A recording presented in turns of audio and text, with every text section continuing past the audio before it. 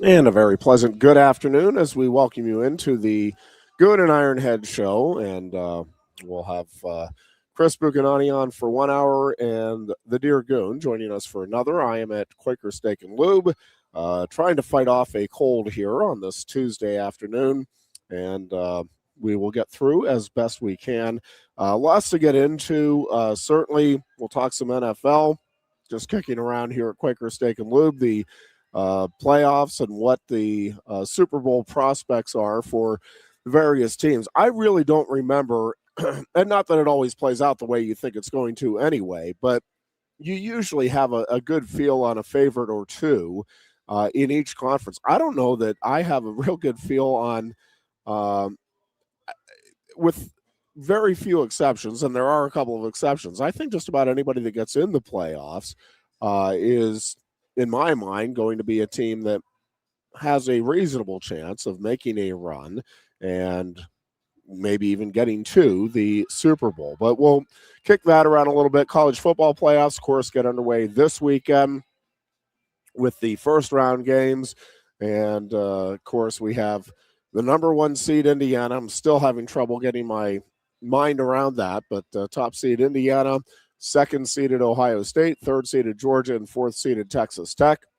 We'll have the first round buys this week, and everything will get underway on Friday night with, I think, a really intriguing game with Oklahoma and Alabama. The Sooners will be hosting the Crimson Tide in that one, and then the action on Saturday gets underway with Miami at Texas A&M. And it's been interesting to see just how kind of split people are on that Miami Texas A&M game. A lot of folks, a lot of the so-called experts jumping on the Miami bandwagon and won't be at all surprised if the Hurricanes are able to win that one. But, everybody's expecting a couple of blowouts then with Oregon and James Madison, which will wrap up the action on Saturday night.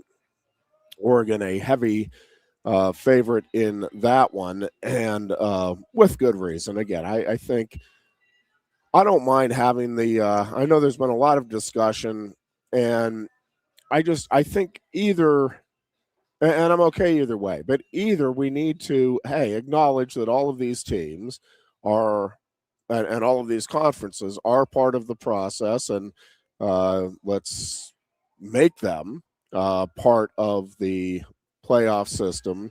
And I think sooner rather than later, you're going to see the playoffs expand, which is going to be part of this equation. And I think 16, I've thought 16 all along was the right number. And no matter where you have it, there's going to be debates and controversies, and that's okay. That's not a bad thing for the sport. But I think that either you need to have all of the conferences involved and feel like they have a realistic shot for their best team to at least be in the playoffs at the start of the season, or, and again, I'm okay with this, but you either do that or you break off and say, all right, yep, it's time for the four power conferences to truly break off and establish their own league. And, there may be some adjustments even within those conferences as to which teams would remain as part of that league. And then have the others, again, in a second tier, whatever you want to call it, but a second tier of college football.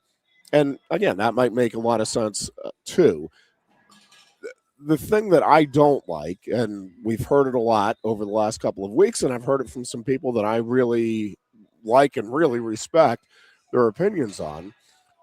But one of the arguments has been, hey, we don't want to see an Oregon and a James Madison, for example. Nobody is getting excited about that game. And so we shouldn't have games like that. Well, again, if that's going to be the predicate of who gets in, well, do we want to see this team or not? I mean, then you're making the whole thing a farce. In no other sport do we do that. I mean, the NFL, this year. If the Steelers do get in, and I'm starting to like their chances after last night's win over the Dolphins, but if the Steelers get in, am I necessarily going to be super pumped, even as a Steelers fan, about a Pittsburgh at Buffalo game? And I'm dreaming in the scenario where the Steelers would get to the AFC Championship game or the Broncos or whatever it may be. No, because I don't think those games are likely to be competitive. And every year in the NFL playoffs, we see those blowout opportunities, and often they result in actual blowouts. And they're games that people feel like they know what's going to happen going in, and then that is what happens. And but again, that's the nature of the matchups in the first round, where you're going to have a 1 or a 2 seed, or in this case, a 5 or a 6 seed. Ole Miss is obviously going to be a prohibitive favorite over Tulane as well. That'll be the late afternoon game on Saturday. And, but there's some intrigue there because of the Ole Miss coaching situation and all of that. So we'll see how it all plays out. But I have no problem with both a James Madison and a Tulane getting in if that's the way the system is set up, and that is the way it's set up. One of the challenges, as we've talked about with college football, that you don't have, and then why it's hard to make the comparison to the NFL or the NHL playoffs or any of the professional sports, and really most of the college sports, is that there's just widely differing strengths of schedule to where it's not even really comparable in some cases. And so how do you, again, as we've talked about, I don't know how you fairly try to adjudicate what is better, a really close loss at Ohio State or a romp over Florida International. To me, it's impossible to equate those two things. They're just so wildly different.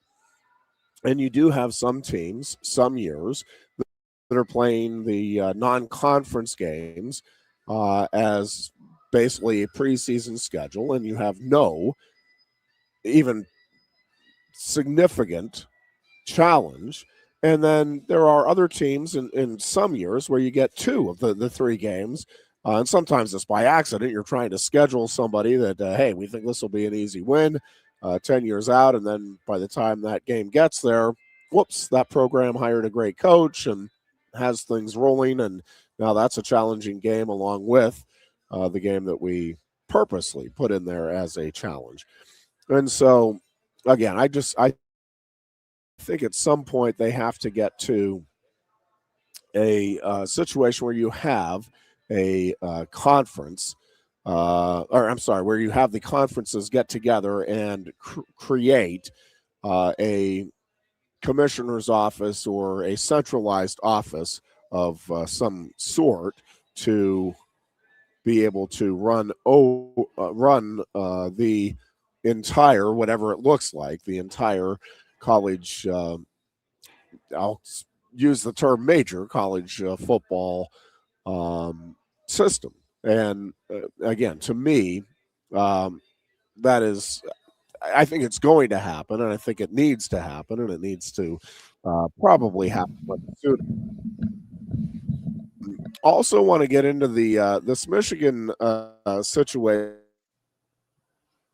because I do feel for the kids in that program. This is kind of one of those mind-blowing situations, and they're trying to manage it and trying to get through their college experience. And there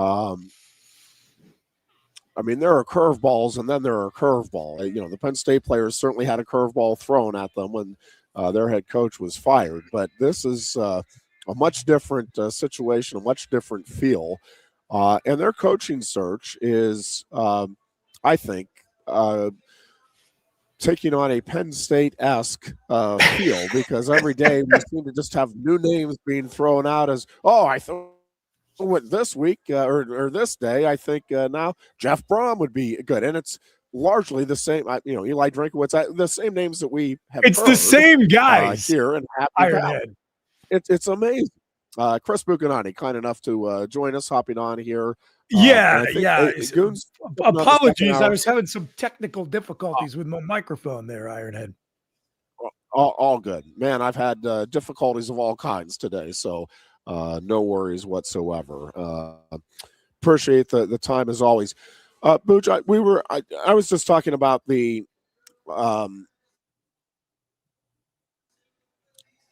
to me, I don't have a problem with like both Tulane and James Madison being in there, and I don't like the argument that, hey, we just don't want to see those teams in there, because if I mean, in no other league do you do that. It's like, well, I don't want to see a George Mason go up against a Kansas in the NCAA tournament, so we'll just leave them out and put in a team that we want to see or that we think we want to see. Like that just seems ridiculous to me. And even if they get blown out, I'm still okay with it. We see blowouts all of the time in the NBA playoffs and the NFL playoffs and Major League Baseball. I mean, that's part of. Oh, in the 4-team playoff, there's a reason college the 1 and 2 seeds. Yeah, you remember that year Michigan State got shut out? I mean, there were tons of bad games in the first round of the 4-team college football playoff.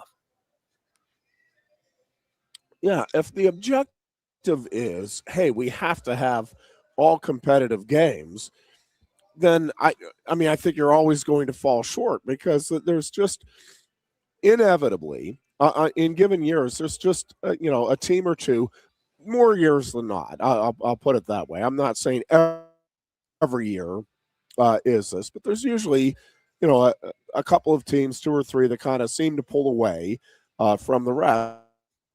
And if they do lose, right, it's great drama. Oh man, what an upset!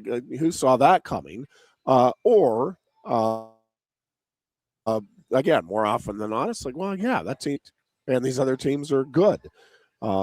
And for years, it's not been like that in recent years. But when I was growing up, the Super Bowl, I mean, it seemed like every year, Booch, like there were a couple of exceptions.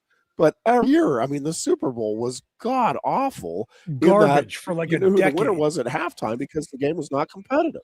Yep, absolutely. So, again, do I want competitive games? Yes, but I don't. We seem to be thinking that, well, if we put in Notre Dame and get rid of James Madison, then we're guaranteed competitive games.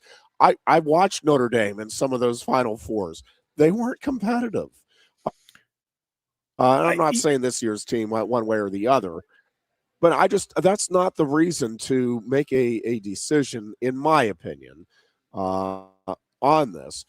The other argument that, and I understand it as far as it goes, but again, it's in no other sport do we do this, which is, and this was Notre Dame's argument, and it's not a bad argument, because I do think well-coached teams and good programs, right, you get better as the season goes on.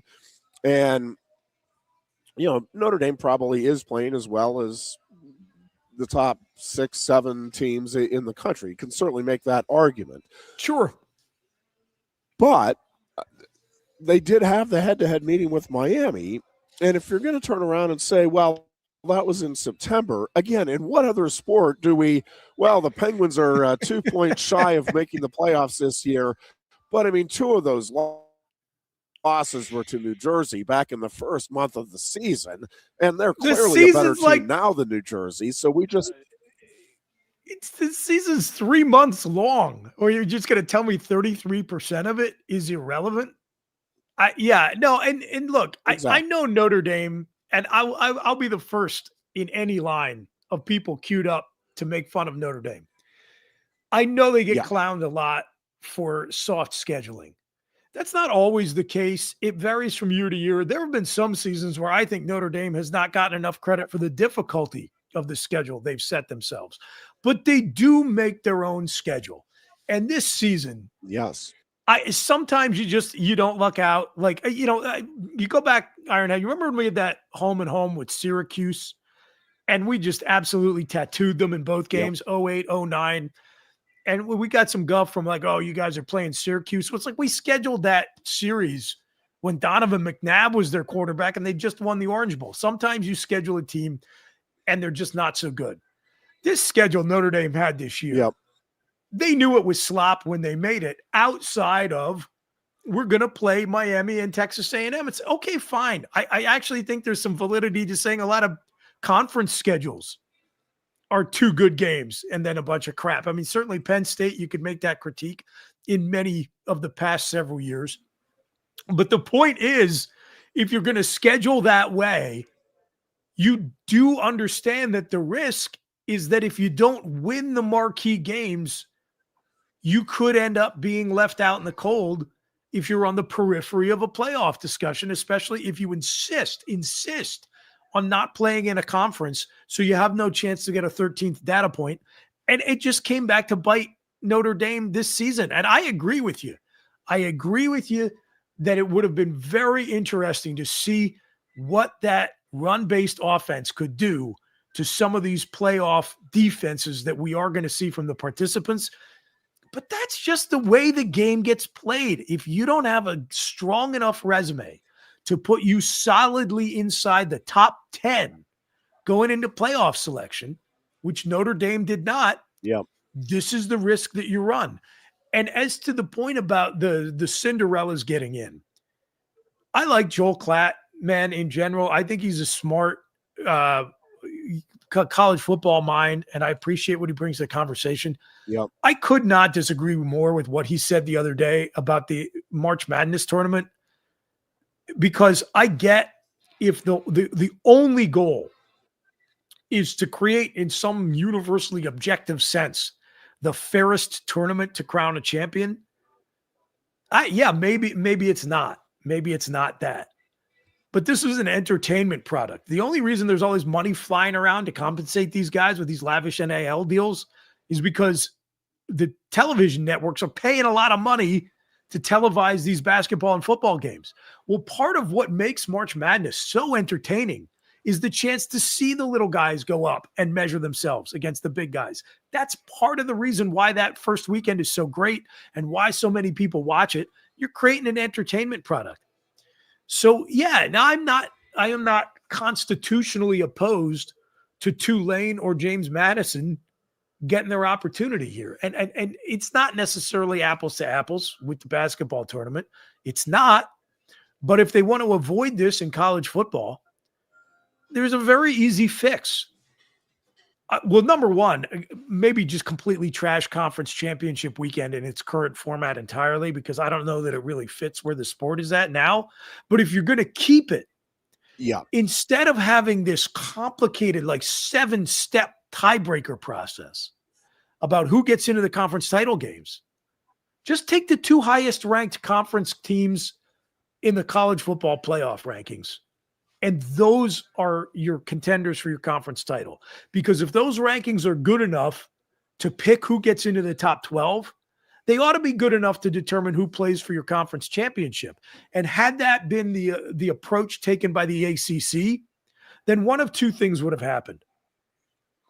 Miami would have beaten Virginia in the ACC title game, and then they would be in one of those guaranteed conference champion spots, and James Madison wouldn't be in there, and Notre Dame would be playing as well. Or they would have lost to UVA. UVA would have had that guaranteed spot over James Madison, and again, Notre Dame would have gotten in. So to me, it's not about Notre Dame's resume.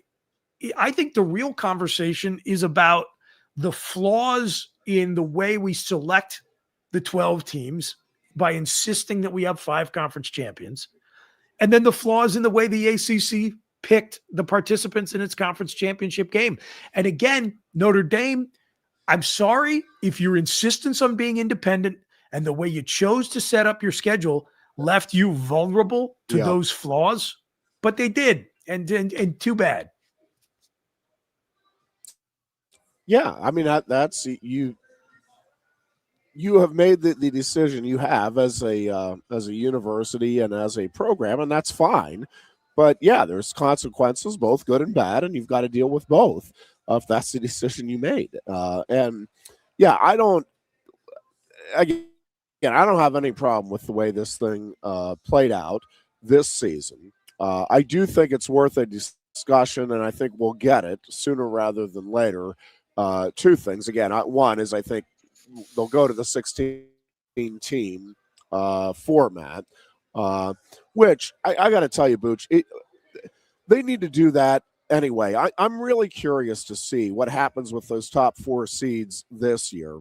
And whether we see a similar thing play out as we saw last year, where it's almost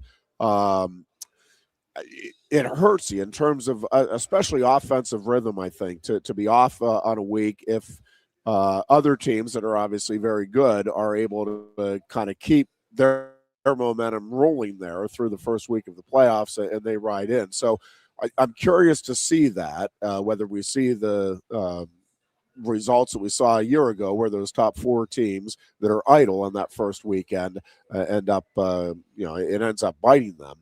But the other part of it is you want to reward, right, your fans for that. And to me, it's almost a punishment. Like Indiana, can you imagine a home first round playoff game for the Hoosiers? They would be going absolutely bonkers. Same thing with Texas Tech.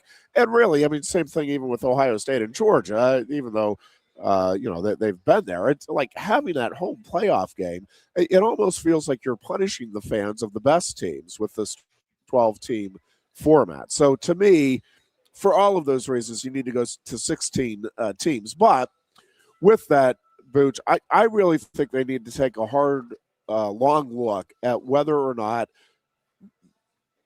the Power 4 conferences just break off and do their own league and let the other conferences play in that second tier league, whatever you want to call it. Because I do think that, I don't disagree that would I rather watch, if you're asking me, hey, would I be more pumped up to see Notre Dame playing Oregon or Ole Miss this weekend than Ole Miss and Tulane? Well, yeah, I'm more intrigued by the Ole Miss Notre Dame game. There's no question about that. Or Oregon and Notre Dame, whatever. But so I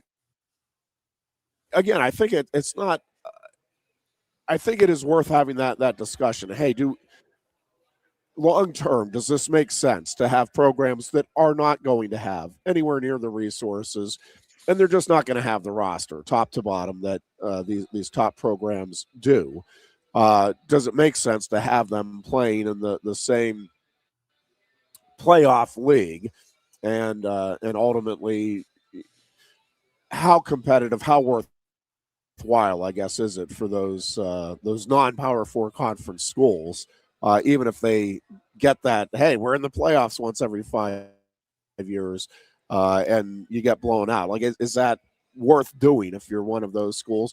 And conversely, is it worth having those schools in there if you're a Power 4 program when you do have the money that is available there?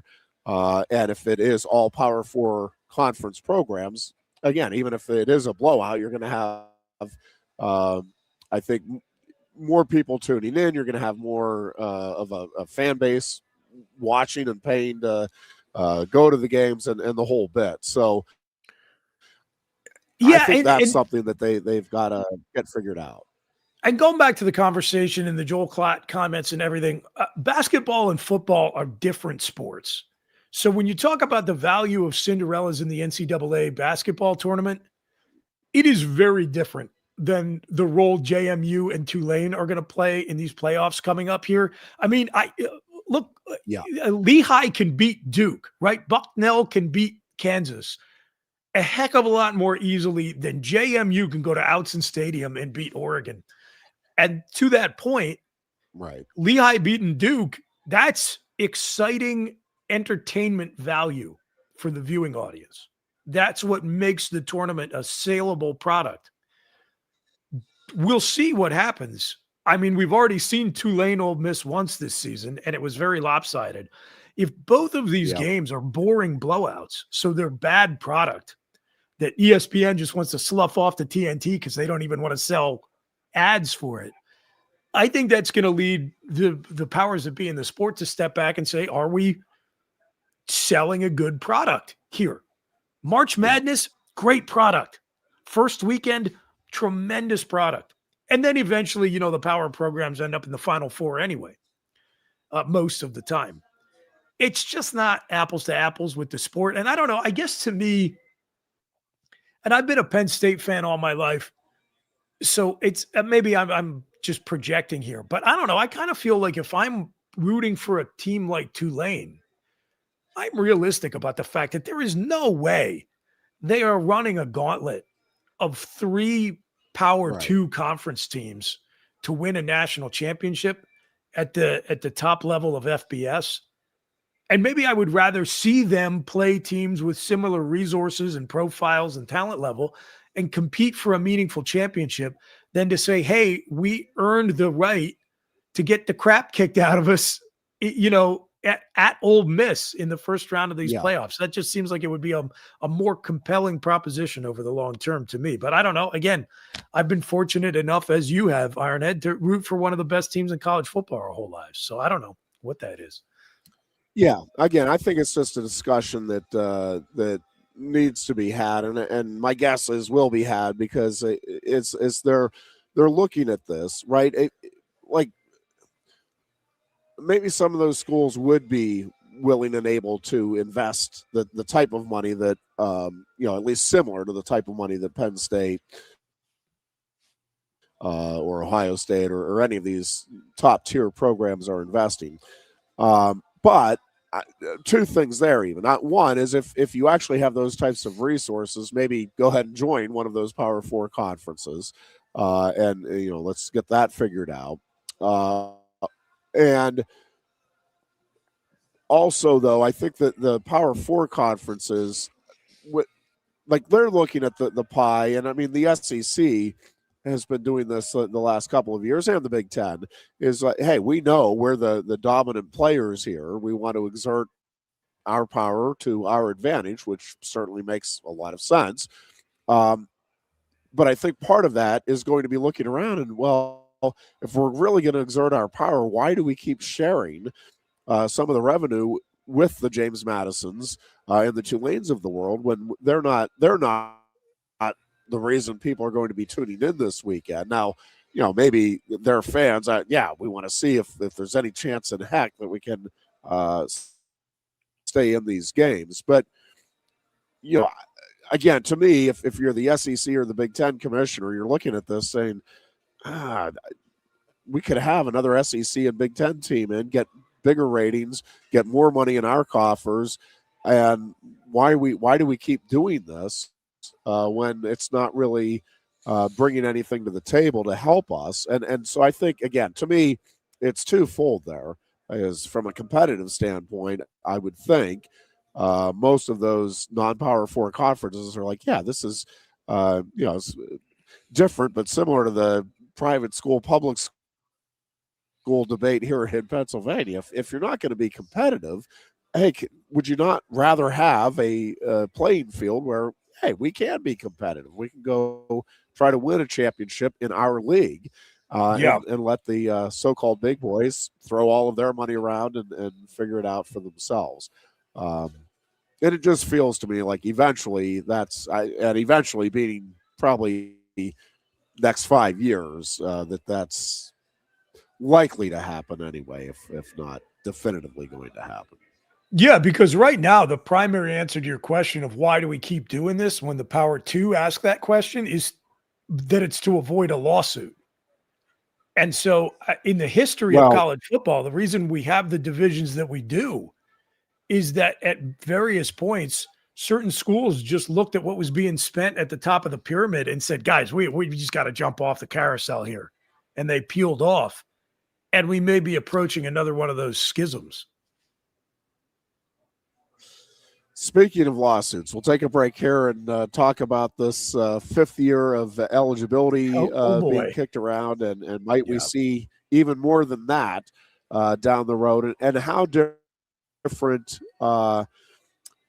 what will the impact be on college athletics if that ends up being the road we go down? So we'll kick that around a little bit on the other side of this time out. You are listening to the Line Country Kia Goon Ironhead show. By the way, Quaker Steak and Lube, they are already starting to get things set up at 4 o'clock today. You can eat wing buffet. If you like wings and you have not been here yet for their wing buffet, I'm just telling you, do yourself a favor. They are fantastic wings. They are great, big, meaty, juicy wings, but also a wide variety of flavors.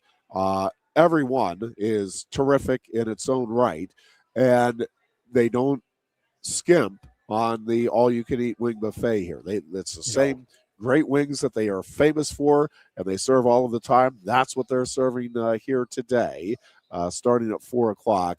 And I'm telling you, you will make yourself happy if you come on down starting at 4 o'clock today or any Tuesday at Quaker Steak and Lube. All right, we'll take a break here. We are back kicking around this fifth year of eligibility issue that's in the courts right now.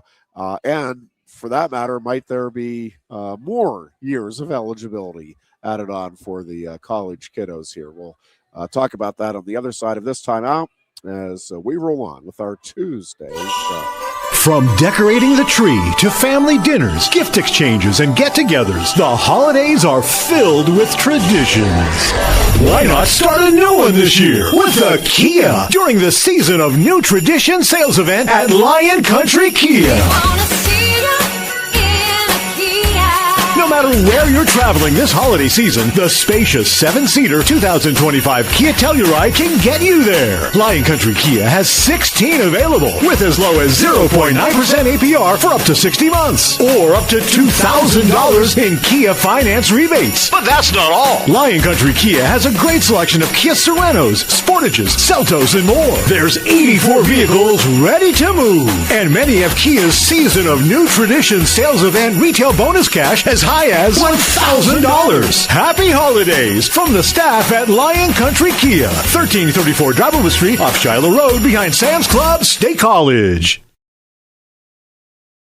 If you love wings, if you love rings, and all kinds of other tempting things, great times, great food, get to Quaker Steak and Lube. Get our Best Wings USA, signature sauces, mouth-watering appetizers, or any of our delicious award-winning lube favorites. Great times, great food, get to Quaker Steak and Lube. I'm the Modelo Recruiter, and I'm looking for fans with good hands and great speed. The ones who stay focused and never miss a play. They go the distance on game day, even when their team is away. I'm always watching, always looking to reward more full-time fans. Because football isn't really football without you. Lusk & Associates Sotheby's International Realty proudly presents the introduction of our new State College office at 314 South Borough Street in State College. At Sotheby's International Realty, we advertise locally, nationally, and internationally, bringing the best of advertising and promotion to each and every one of our properties, big or small. Call now. A lot has changed about State College. One thing that hasn't is W.C. Clark's Coffee Roasters on 234 East Calder Way.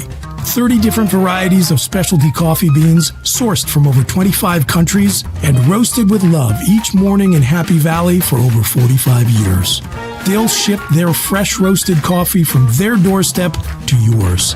Order online at statecollegecoffee.com. That's statecollegecoffee.com.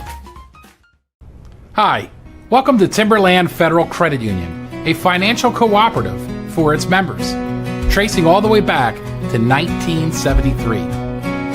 Experience Timberland Federal Credit Union, where you're greeted with a smile and financial solutions are tailored to your unique life journey.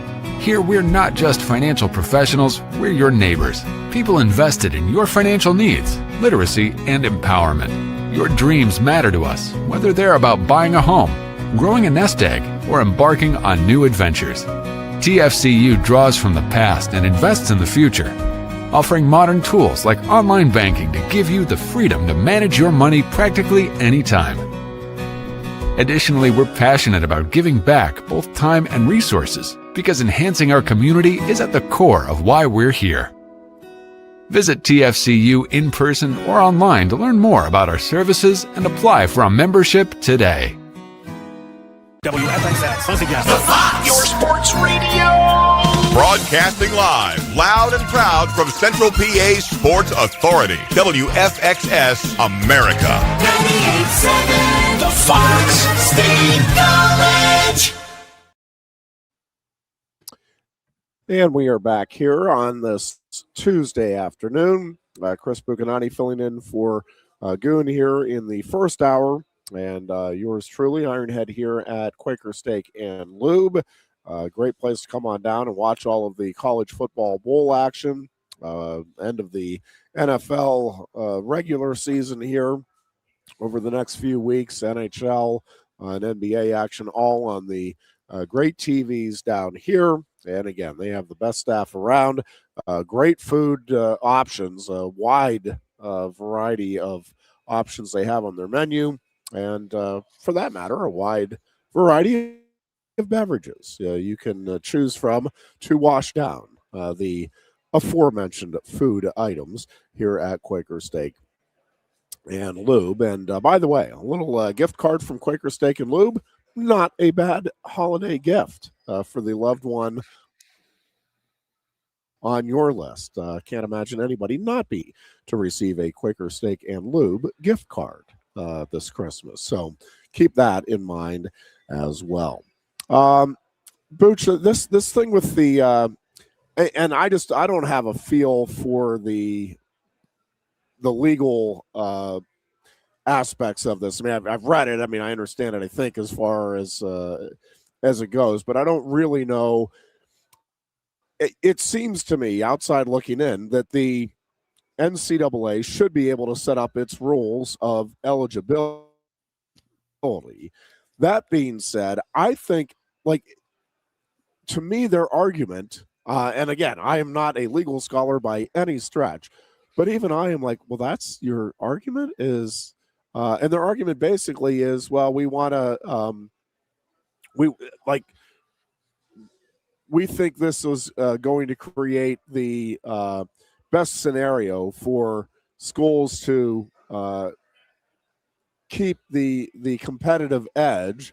And it's nothing about the student athlete is the point. It's about, all right, this is what we think is good for the schools. And it's like, okay, maybe throw in there, hey, we also think there's actually a benefit here for the student athlete involved, which I think there is. Well, that was basically the idea again, when redshirting started, right? Yeah. The whole idea was, okay, most people, not all of us Ironhead, but most people go through college in 4 years. And so you're coming in and you're enrolling at college. You're on an athletic scholarship. So the assumption is like, okay, if you were a normal student, you would have your 4 years, right? Yeah, freshman, sophomore, junior, senior. But with all of the additional burdens placed on college athletes, we're going to create this flexibility to allow for, a year to acclimate to college, account for somebody who gets some kind of a catastrophic injury where they miss an entire season. So we build that flexibility in for the student athlete. So yeah, as usual, man, the NCAA, not the most efficiently run, well-oiled machine of an organization, just repeatedly shooting itself in the foot. And this argument in court, just the latest in a long, long list of similar examples. Yeah, it just does not feel like they are making, I think there is a good argument to be made. I just feel like they're not making it. They're making a separate, less compelling argument, is what it looks like to me, feels like to me, watching this thing from afar. But the other, just from a taking the legal component out, Booch, to me, we just saw so two things. I think you can figure this out through collective bargaining. again, I'm still not sure how the collective bargaining works here with college athletics.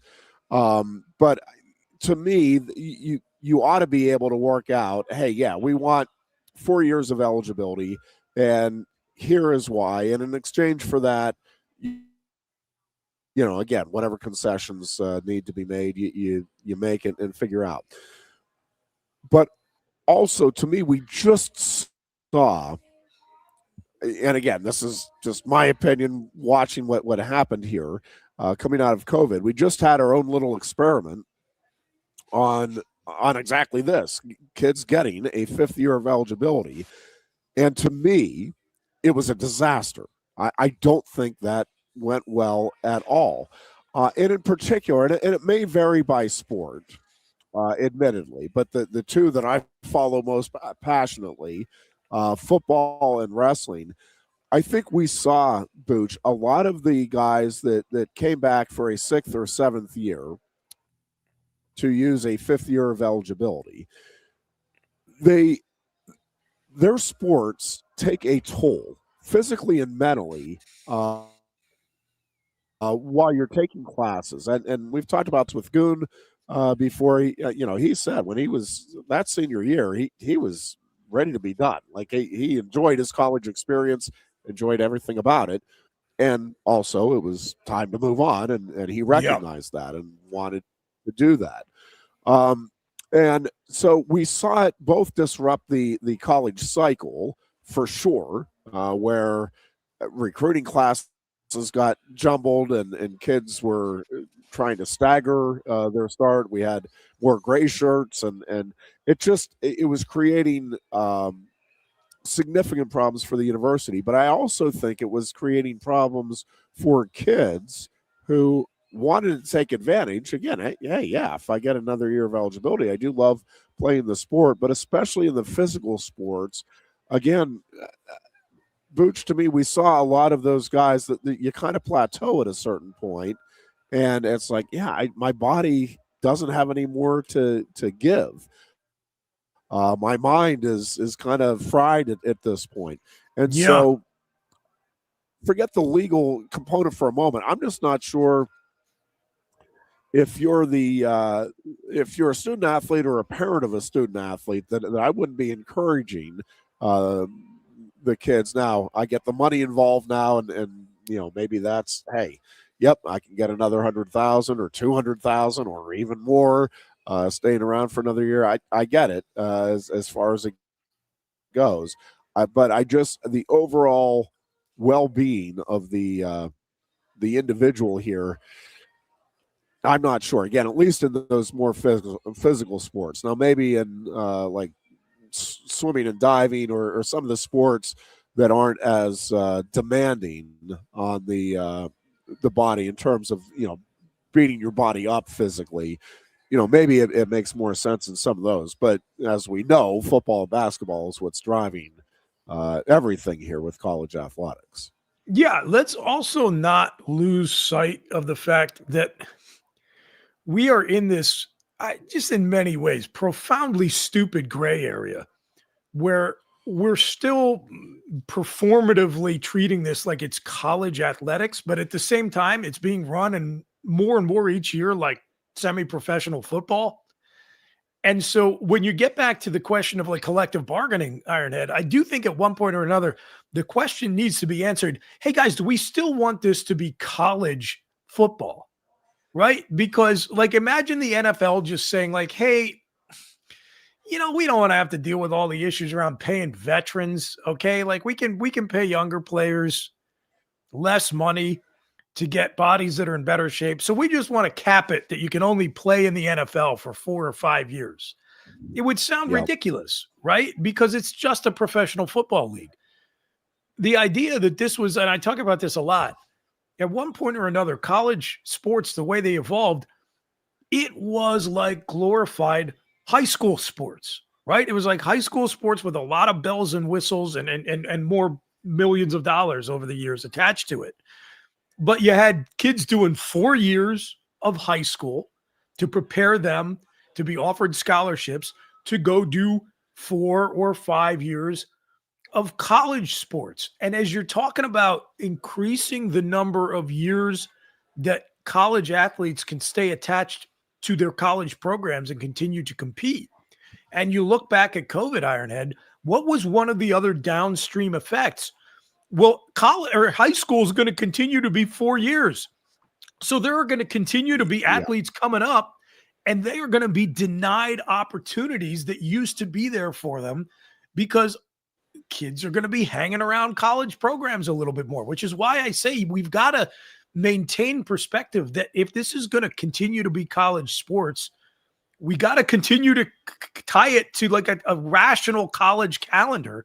And one of the things I do worry about is what about all these kids who used to get opportunities to go be college athletes who aren't going to get them anymore because Diego Pavia is going to be 29 years old and still playing college football.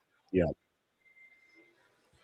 Yeah, and that's the thing. There are so the 5-year thing is the issue at the moment, but there are separate suits out there saying, hey, as long as I'm enrolled in college, I ought to be allowed to participate, whether, if I'm pursuing a master's degree and I'm there 8 years or 9 years, I ought to be able to play. And again, I don't know enough about the legal ramifications of that, but it is going to do more than disrupt what we have come to know in college sports. And as you said, I'll tell you what, Ironhead, we already got way too many dumb, smart people earning PhDs. What we don't need is legitimately dumb people earning doctorates. Okay.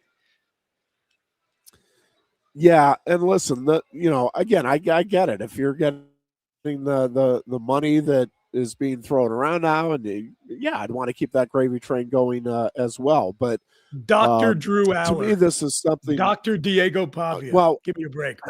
Yes, once they get through, they've got to figure out the collective bargaining element, and then all of this stuff with the courts. And I think they need to have honest discussions with whatever the governing, and I don't think it's going to be the NCAA, but whatever the governing organization of the of big time college sports becomes. I think you need to sit down with the student athletes or whatever representation will be formed for the student athletes and go over exactly that. Listen, maybe legally you have the right. Can we negotiate this so that you don't take more, and I could make the argument either way on the 5 years. I like the use 4 years of eligibility over 5 years. I think it makes a lot of sense in a lot of different ways.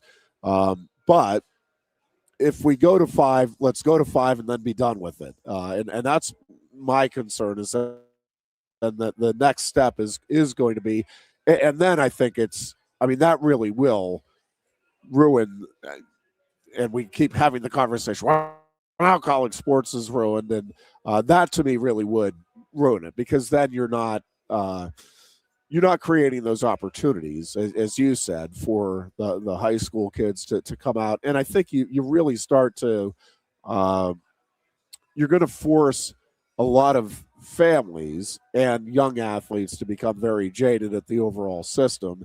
And I think you end up doing long-term harm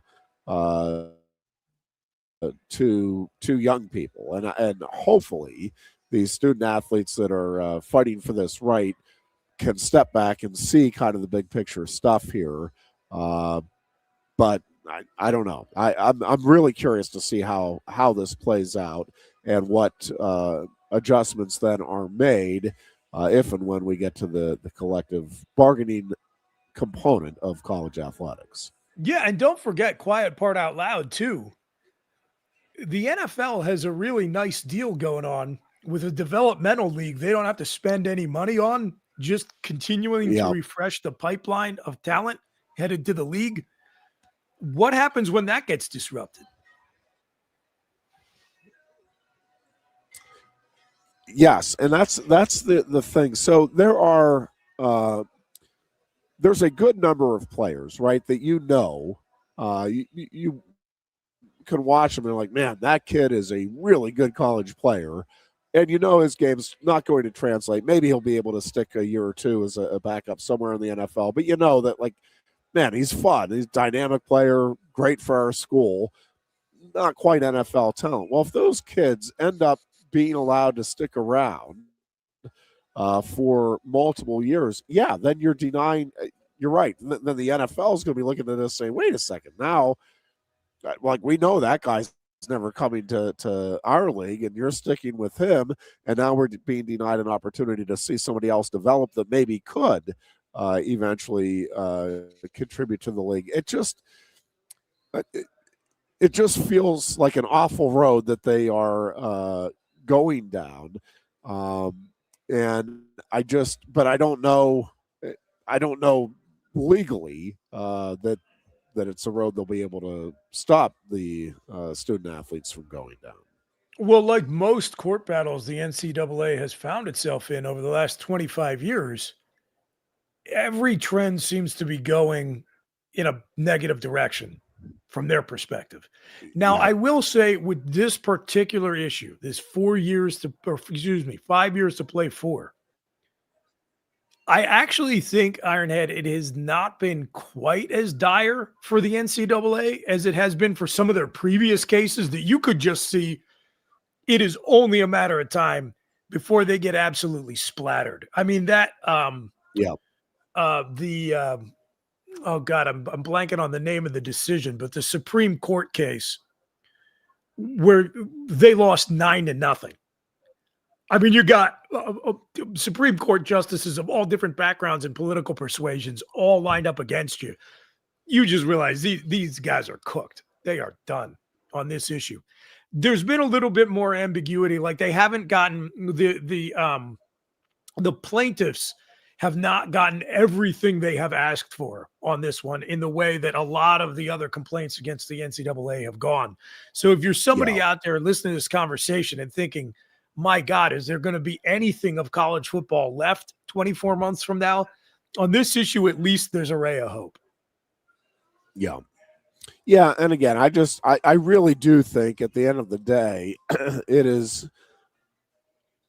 it would be better for the student athletes as well as the sport for it to remain in place. I just think there's a natural progression to things, and I don't think you should be looking at college sports as a permanent or semi-permanent livelihood. It should be preparing you for that next step, and that next step should be after 4 or 5 years, generally speaking. And again, there are obviously exceptions where if you get injured, I mean, we've had 6 years, granted, where somebody's misses 2 entire seasons with injury and all of that. But, the general practice of 4 years of eligibility in 5 years, I think it certainly for sure has served the sports well, but I really do think it served the student athletes well also. And I just, I'm really hoping that this one, even if the NCAA against, I'm hoping that this is something they are able to negotiate then successfully moving forward. Yeah.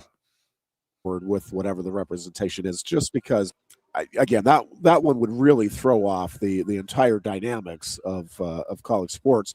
And again, to me, you just look at COVID, and maybe different people have different opinions. To me, it was just a disaster having the extra year of eligibility for athletes and having them stick around for 6 or 7 years. And I don't blame them. I mean, I'm not saying that the athletes shouldn't have taken advantage of it. I just think it was well intended. I mean, I actually do think the NCAA was well intended with that one. I just don't think it was very well thought out. And what's especially unfair about what the NCAA did is the kids that were impacted there in 2020 never got in some of the winter sports, most notably for me, wrestling. I mean, you had kids that never had a chance to compete in a fourth NCAA championship. So they only competed in 3. And then they only got and 3. Meanwhile, some kids were in Starace, school like yeah. 7, 8 years after that. Yeah. Yes. And and again, congratulations to Carter Starace. I mean, he went out and earned it. It was no easy feat. But to allow him to have the opportunity to get 5, and a guy like Vincenzo Joseph never gets the chance to go to a 4th NCAA tournament, again, to me, that was just very poorly handled. But I just think overall we saw the impact of granting that 5th year of eligibility. And from my vantage point, Chris, I don't think that looked good. I don't think it was good for the programs. I think it impacted the next high school cycle, and I don't think that was good. But even for the athletes themselves that took advantage of that extra year, by and large, I mean, certainly notable exceptions. Starace would be one of them. But I don't think it. I think many of them would tell you, yeah, you know what? Looking back on it, that was not a great experience coming back for that 5th year in a 6th or 7th season of schooling. It just, there's a reason that there's a rhythm to the college experience, and there's just a typical life cycle, and again, there's a reason for it, and I think we saw that pretty clearly with the COVID situation. Yes, the Deer Horse is congratulating being in the last place game. Barely avoided it, but avoided it nonetheless. It's all right. In fantasy football this year. The poor Deer Horse is going to be battling for that last place game. So, that's always my goal. Do you have one of those bad, embarrassing punishments? Does a loser get a really bad embarrassment? Yeah, and the loser more often than not has been me, and it's you kind of do. You just own up to being lousy at fantasy football one way or another. We've had some pretty good. We actually got in on the act a year or 2 ago, right? Yes, you did. In my opinion, if you need a 5th year, then you weren't a good enough player, and you should be real with yourself. I was real with myself. Well, yeah, I had no choice but to be real with myself. Yeah, the issue. So this 5th year is what the players are saying. And listen, I do think some of the things that the NCAA, the way they have set up, where you can play in so many games and retain, depending on the sport, but basically roughly of your season. Excuse me, battling a cold here. But you can play in roughly a third of your season in most of these sports as a freshman and retain your redshirt status. Again, I think that is good for the program. I think it's good for the kids. I don't think the 5th year has as much to do with the kids acknowledging whether or not they're good enough or not. It's the kids that are good enough to be contributors or starters on their team, but not good enough to get to the next level in whatever sport they're in. Those are the kids where you can understand. I can certainly understand. Depending on the sport. I mean, if you're making $10,000 a year, $20,000 a year, and you're getting the to add to your college degree, or certainly if you're in football or basketball and you're making $100,000, $200,000 a year, I get it. You're looking around and you're like, well, there's whatever my degree is in, the likelihood of me making that out of the gate, not very good. Yeah, I want to stick around and make this money for a couple of more years and hang out on the college campus and be with the pretty girls and be near the bar scene and all of that. I mean, it makes perfect sense. But I don't think it's long-term. Again, good for the individual in most cases. And I certainly don't think it's good for the sport as a whole, whatever the sport may be, generally speaking. All right, we're going to take a break here. I believe Goon's going to be on the other side, Booch, or yes, sir. I that? will hang Yes. around until Okay. he gets in. Okay, so Goon will be joining us remotely here as well, and we'll roll on. Do want to talk some NFL when we get back. The beloved Steelers looked pretty good. Congratulations on that, against by the way. Dolphins. Not so much for a while, but eventually looked pretty good. But we'll talk about the NFL playoffs this year, and what seen as the likely scenario for the Super Bowl, because I don't think there is a likely scenario for the Super Bowl this year, and I think that's kind of fun.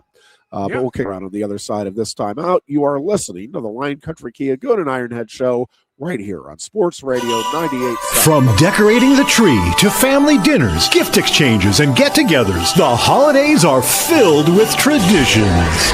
Why not start a new one this year with a Kia during the Season of New Tradition sales event at Lion Country Kia?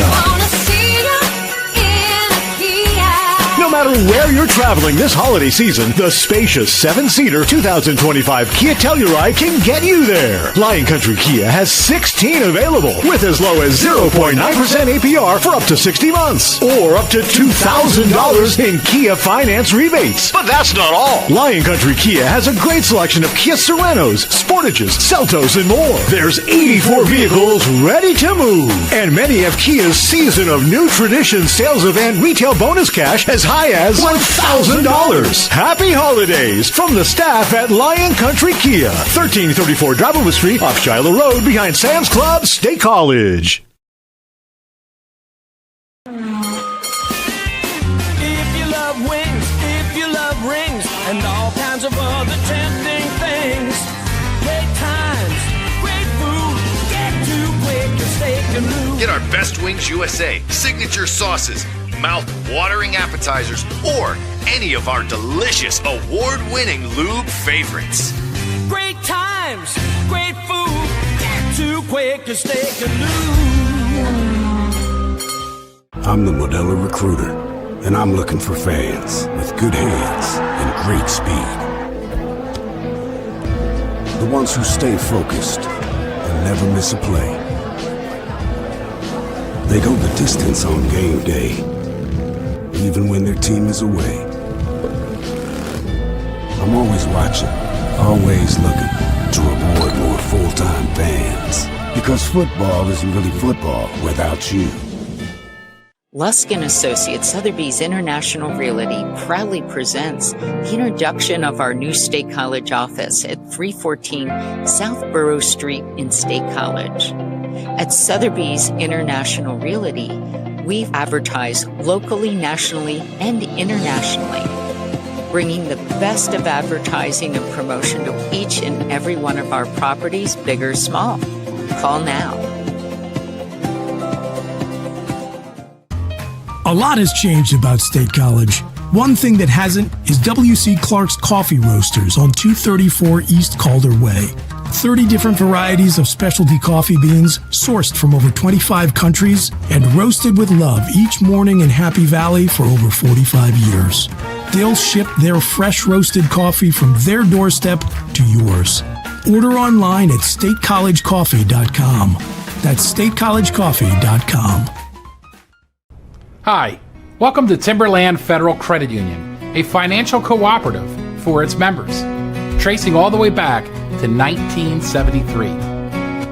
Experience Timberland Federal Credit Union, where you're greeted with a smile and financial solutions are tailored to your unique life journey. Here, we're not just financial professionals, we're your neighbors, people invested in your financial needs, literacy, and empowerment. Your dreams matter to us, whether they're about buying a home, growing a nest egg, or embarking on new adventures. TFCU draws from the past and invests in the future, offering modern tools like online banking to give you the freedom to manage your money practically anytime. Additionally, we're passionate about giving back both time and resources because enhancing our community is at the core of why we're here. Visit TFCU in person or online to learn more about our services and apply for a membership today. WFXS, once again. Your sports radio. Broadcasting live, loud and proud from Central PA's Sports Authority, WFXS America. 98.7 The Fox State College. And back here on this Tuesday afternoon as the Near Goon checks in here for our second and final hour. And Goon, how are we feeling, my man? I'm all right, buddy. I mean, not all there. On the mend, on the recovery, but I'm better, so that's all that matters. Getting better. Yes. Well, we wish you continued success on the recovery road and hopefully a full and as speedy as possible recovery for you. Well, that dovetails right into we wanted to talk a little NFL, and certainly Micah Parsons and Patrick Mahomes are not going to have speedy recoveries, but hopefully both come back strongly from torn ACLs. Mahomes already had his surgery. That was weird to hear that today, wasn't it? Yeah. You know, they usually, because my first question, unless it's changed, and maybe we could ask somebody in the medical world, but they usually like to strengthen the muscles around that issue, the ACL and stuff like that, before they do the repair of the ACL. But they said his LCL was damaged, and that, I guess, that just speeds the whole process up, and they have to get it done ASAP. I never heard of it being done this fast. Yeah. It's, within 24 hours, right, of the injury. Yeah, I mean, I've never heard of an ACL being repaired that fast. Have you? No, I guess now that you say that, yeah, I have not. It's usually a couple of weeks anyway. Yeah, they usually want the swelling to go away. They usually try to build the muscles that are around the leg to give it some kind of a structure for when the surgery's done. But no, they didn't do it this time. That was I wonder if the LCL had something to do with that. But yeah, it's weird to see it being done that fast. How damaging do you think Parsons' absence for the Packers is to any chances they have of making a run here in the playoffs? And that's presuming they get into the playoffs. Yeah, I mean, they were neck and neck with the Rams, and then the Seahawks and the Eagles. I mean, the Eagles were just trying to stay on their heels a little bit. But, I'm watching the other day. At one point, the Rams were losing. The Rams weren't playing well. The Detroit was up. Parsons got hurt. The Chiefs were out. And I was like, all right, it's sort of it's opening up here a little bit for the Eagles here a little bit. But, yes, that definitely put a real bad cut into the Packers' chances of going and winning the Super Bowl with him going out like that. I mean, just the statistics of him leading the league in pressures, how many pressures he had on the quarterback, how many double teams he withstood. Yep. I mean, he takes up a lot of action, man. No question about that. Yeah, I think it is a huge blow to Green Bay's chances here of doing anything in the playoffs. And again, that's presuming that they get there.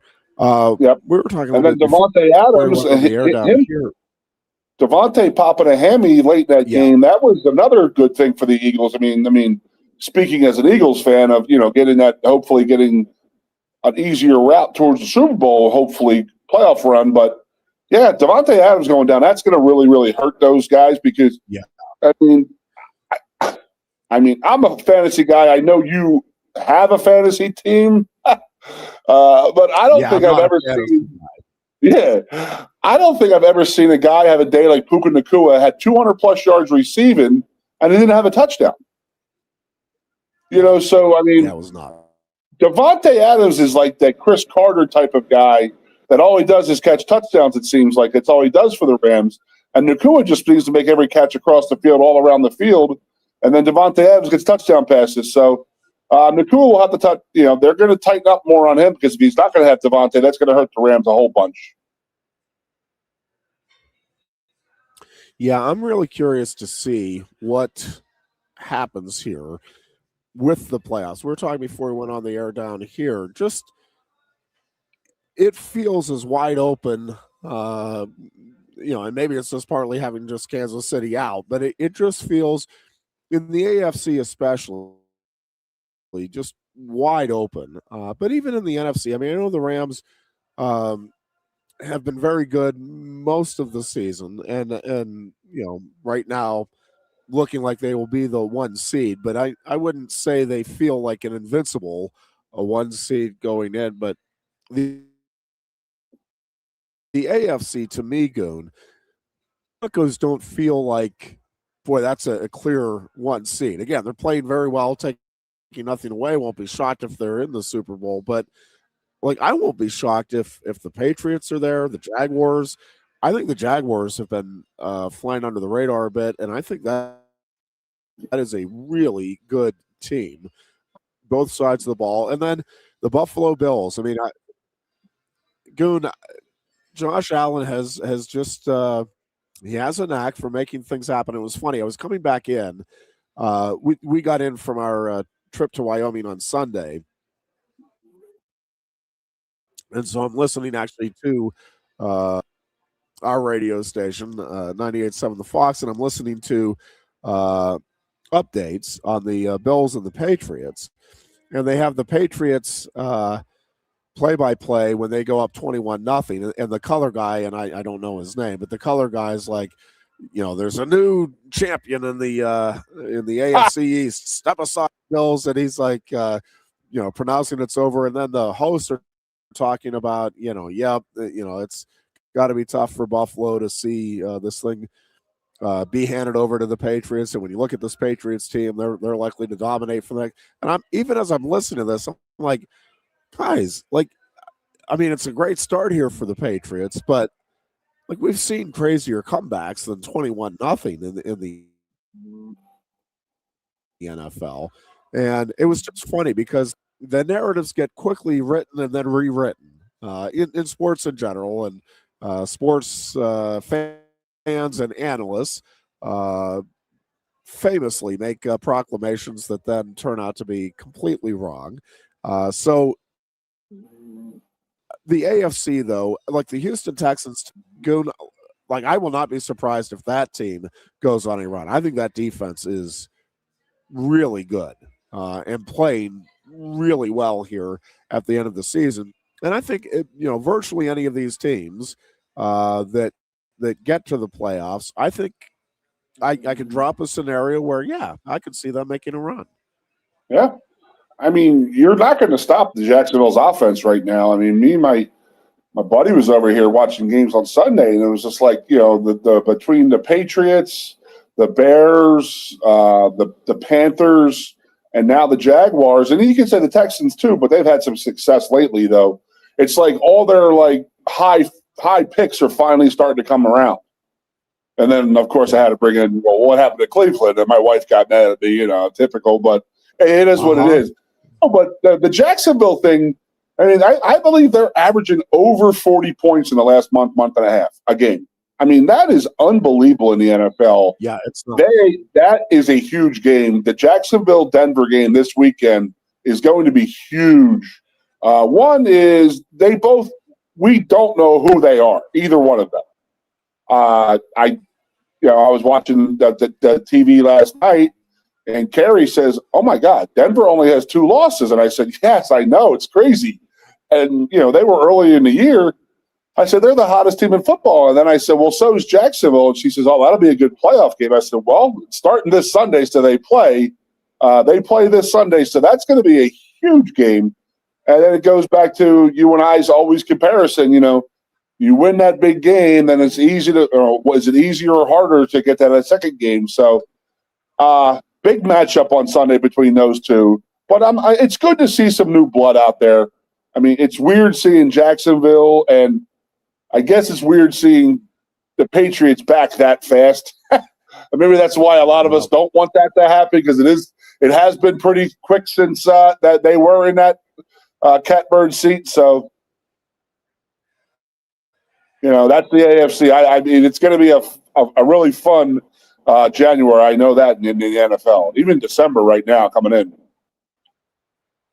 Yeah, listen, these final 3 weeks are going to be pretty interesting. I was worried about that Dolphins game last night for the Steelers, and as we're working our way through the second quarter, I'm getting more worried, and then some things just started to click there offensively for the Steelers right at the end of the half and then into the third quarter. And the defense without TJ Watt, which it has not happened often, where the Steelers defense has risen to the occasion when Watt's not there, but they really did, because Miami's running game had been humming along, and the Steelers held them to just 65 yards rushing last night. And to me, that was no question the key. And then you put Tua in some spots where he's having to make decisions, and it must be frustrating as a Dolphins fan to just see how consistently, and it's just a decision or two, but it seems like every game where you're like, what are you looking at? Why are you not seeing what is readily apparent out there on the field? Yeah, I read an article. I saw somebody talking about it, or read an article that every one of Tua's interceptions this year are against zone coverage.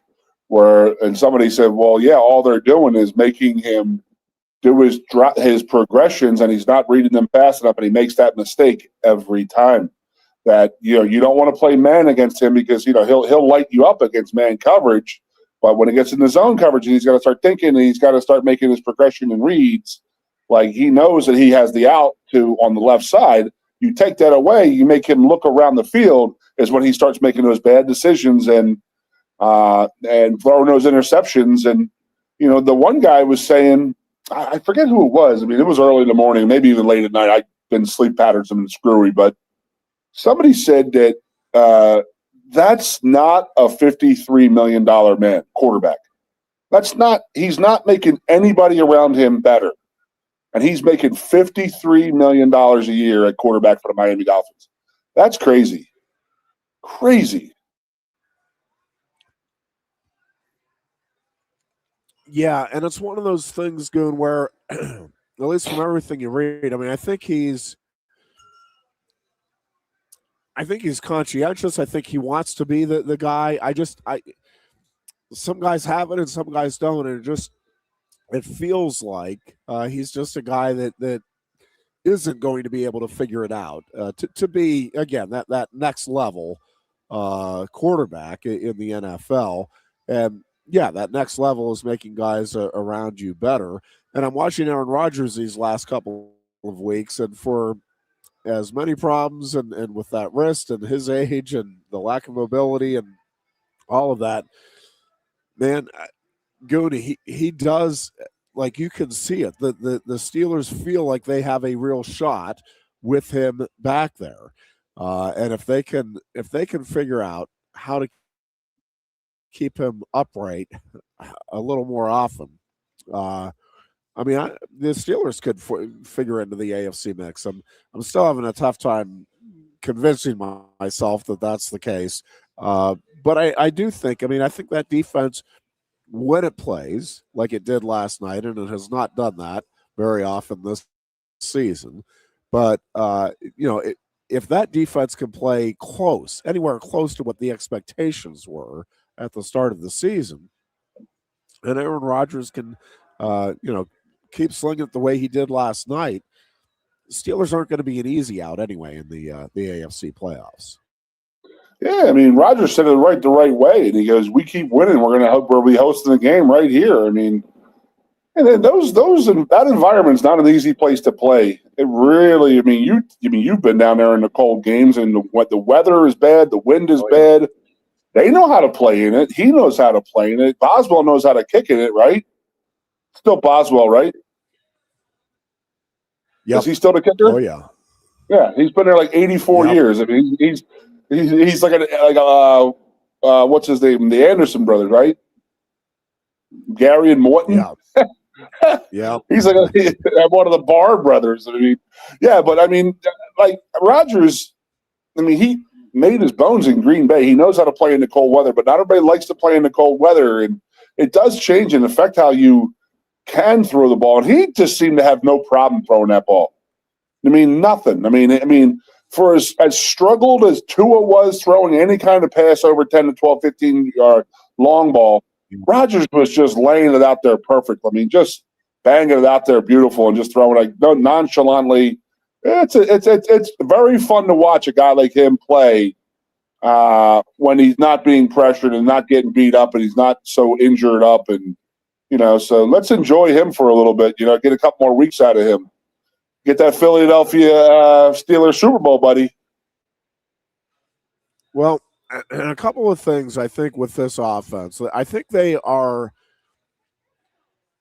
figured out this season, thanks, I think, in large part to Aaron Rodgers, but they have figured out just what a special asset Darnell Washington can be, both blocking and catching the football and creating some matchup problems in that passing game. But they are getting there with the running game. And to me, Goon, the biggest difference maker really is Gainwell and what he's been able to do in kind of giving them a different look and being able to do some things a little better in the open. Having that little change of pace there with what they have at running back now is serving them well. I'm still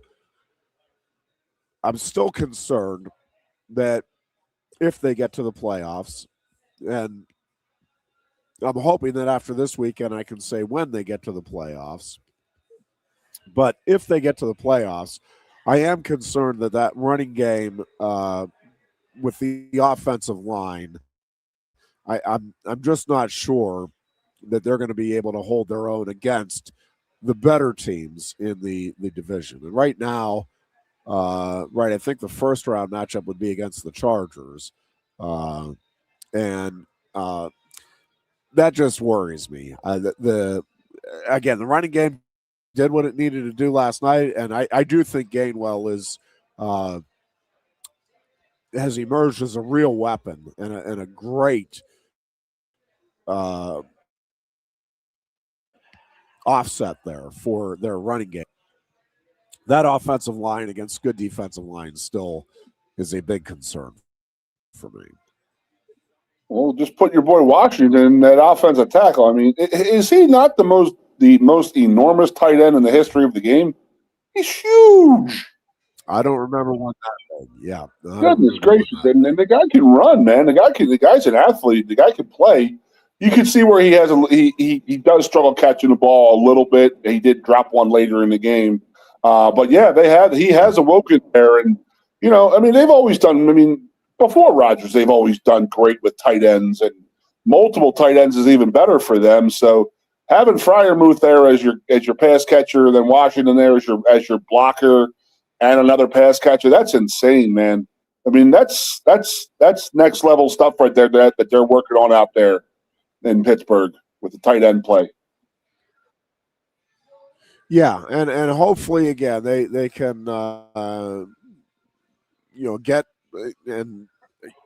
get and maintain health going into the postseason. I'm not sure what TJ Watt's status is going to be here down the stretch, but sounds like they're at least thinking he'll be back by the playoffs, if not sooner. So, but we'll have to just see how that all plays out. But listen, I think again, to me, the AFC is just going to be a lot of fun to watch because that feels wide open. The NFC feels pretty wide open to me too. Like the Rams is, and I do think they're really good, but I don't think they're invincible. Like I wouldn't be shocked to see them get upset early by like a 49ers type of team or a Seahawks, and and then the Bears feel like they're coming. It just doesn't feel like it's quite their time yet.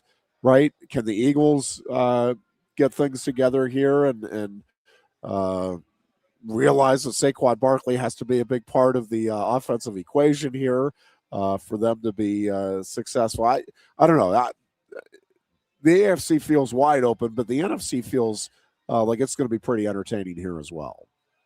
Absolutely will be, but you're right. It is completely wide open because, Chicago and, even Carolina's come up and coming team like that. I mean, they might even sneak in a little bit. Who knows? But, Chicago and Jacksonville, they still got to prove that they are. And the Chargers, I think, also a little bit. And that, they're the new guys. They're getting into the playoffs for the first time. So the Rams, the Eagles, the Seahawks, the Seahawks have been down for a while.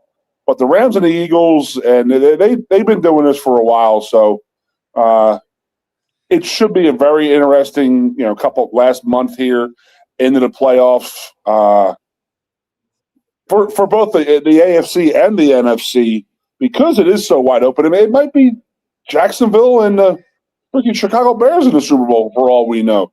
This is where it's tracking. I mean, this is the parity the NFL has wanted, and they're getting it. They have, every couple of years a new team comes around, which is fine because, we just did see the end of the Chiefs run right there was this past weekend. But, who's there now? I mean, I can't believe that the Patriots are back.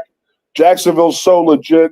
The Rams, I think that they're aging. You got Stafford out there. If they could get him another quarterback to replace Stafford, they're not going to miss a beat. But that's a lot easier said than done. No, don't get me wrong. But Packers, same way. Eagles, same way. They have the ability. And Detroit is still really damn good and really capable of beating anybody any day. The parity in how many different teams can win a Super Bowl this year, it might be 8 teams, 6 to 8 teams that I think have a real opportunity to win the Super Bowl. And I don't. Do you remember a time when you can remember this many teams this late having an opportunity? No.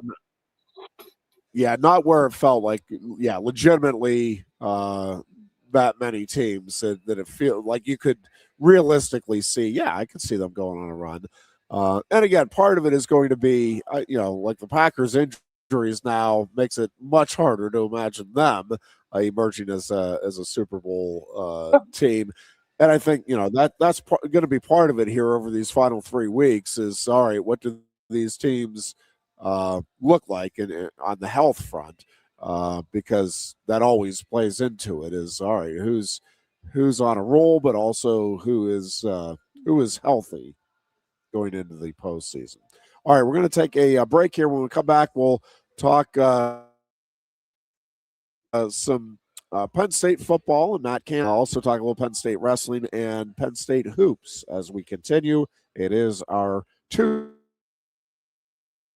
edition of the Lion Country Kia Goon and Ironhead Shows Radio 98.7. From decorating the tree to family dinners, gift exchanges, and get-togethers, the holidays are filled with traditions.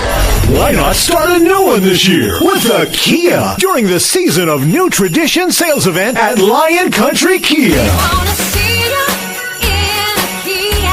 No matter where you're traveling this holiday season, the spacious 7-seater 2025 Kia Telluride can get you there. Lion Country Kia has 16 available with as low as 0.9% APR for up to 60 months or up to $2,000 in Kia finance rebates. But that's not all. Lion Country Kia has a great selection of Kia Sorentos, Sportages, Seltos, and more. There's 84 vehicles ready to move. And many have Kia's Season of New Tradition sales event retail bonus cash as high as $1,000. Happy holidays from the staff at Lion Country Kia, 1334 Driveover Street off Shiloh Road behind Sam's Club, State College. If you love wings, if you love rings, and all kinds of other tempting things, great times, great food, get to Quaker Steak Lube. Get our Best Wings USA signature sauces, mouth-watering appetizers, or any of our delicious award-winning lube favorites. Great times, great food, get to Quaker Steak Lube. I'm the Modelo Recruiter, and I'm looking for fans with good hands and great speed. The ones who stay focused and never miss a play. They go the distance on game day, even when their team is away. I'm always watching, always looking to reward more full-time fans. Because football isn't really football without you. Lusk & Associates Sotheby's International Realty proudly presents the introduction of our new State College office at 314 South Borough Street in State College. At Sotheby's International Realty, we advertise locally, nationally, and internationally, bringing the best of advertising and promotion to each and every one of our properties, big or small. Call now. A lot has changed about State College. One thing that hasn't is W.C. Clark's Coffee Roasters on 234 East Calder Way. 30 different varieties of specialty coffee beans sourced from over 25 countries and roasted with love each morning in Happy Valley for over 45 years. They'll ship their fresh roasted coffee from their doorstep to yours. Order online at statecollegecoffee.com. That's statecollegecoffee.com. Hi, welcome to Timberland Federal Credit Union, a financial cooperative for its members, tracing all the way back to 1973. Experience Timberland Federal Credit Union, where you're greeted with a smile and financial solutions are tailored to your unique life journey. Here, we're not just financial professionals, we're your neighbors. People invested in your financial needs, literacy, and empowerment. Your dreams matter to us, whether they're about buying a home, growing a nest egg, or embarking on new adventures. TFCU draws from the past and invests in the future, offering modern tools like online banking to give you the freedom to manage your money practically anytime. Additionally, we're passionate about giving back both time and resources because enhancing our community is at the core of why we're here. Visit TFCU in person or online to learn more about our services and apply for a membership today. WFXS, once again. The Fox, your sports radio. Broadcasting live, loud and proud from Central PA's Sports Authority. WFXS America. 98.7 The Fox State College. And we are back here on this Tuesday afternoon. And a couple of things just on the Penn State football front as Matt Campbell continues to put together his staff. They're hitting the recruiting trail, trying to get it all figured out and, moving rapidly in doing so. What we don't know yet, Goon, and I think this is going to be one of the real interesting things to watch over the coming weeks, is just how many players from Penn State will hit the transfer portal. And, even from that's one issue. And then the other is how many more are going to opt out of the bowl game here. But it's starting to feel to me, Goon, like we're not going to have a lot of opt-outs. Now, some significant ones, but Dabo Swinney yesterday reported they have 27 players at Clemson now that won't be playing. Now, that includes injured Clemson players, but he said 27 players won't be available either through opting out, injury, or preparing for the NFL draft, or getting ready to enter the transfer portal, announcing they're going to hit the transfer portal. So it feels like Penn State maybe, and again, we'll see here what the next week or so brings, but feels like Penn State maybe will have the advantage in terms of players that are going to be available, that were available during the season compared to Clemson in that pinstripe on the 27th. Yeah, let's hope so. I mean, I figure we had about 5 or 6 guys that have opted out, I guess. I think that I've seen legit guys, but expected guys. I mean, people ask me all the time, oh, well, why would you go? Why would you do this? We're going to go see him. Why would you have done that? And, it's a little – it's distant on me because, I mean, as a teammate and as a player, I would feel like I was letting my teammate and my school down.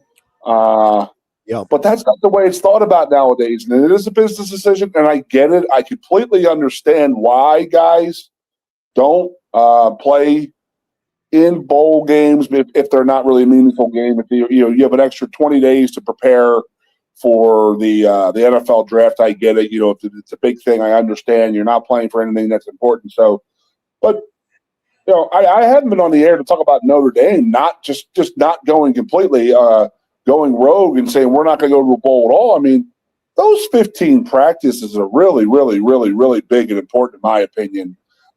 People could say, "Oh, that's not true." They're really not. They don't really. They do mean something, and it's just even if it's like Nick Dawkins talking about 5 years ago when they would keep the practice squad and the D squad up and have some scrimmages and practices. I mean, those practices are for the younger guys. It's not for the current team. You want to see. I mean, you have a new coach in Matt Campbell. He's watching practice every day. I would like to have an opportunity to go out there and show him what I could do. Have Matt Campbell come to me and say, "Hey, I don't want you to transfer. I want you to stay. I think you're going to play here," type of thing. So these are tryouts for these guys. So I'm glad that they aren't playing as a team and not declining the bowl. I'm very happy with that. Understand why guys don't want to play, but I also understand that young guys need to step up. I mean, this is your time to step up and make a name for yourself. And what better way to do it than in New York City?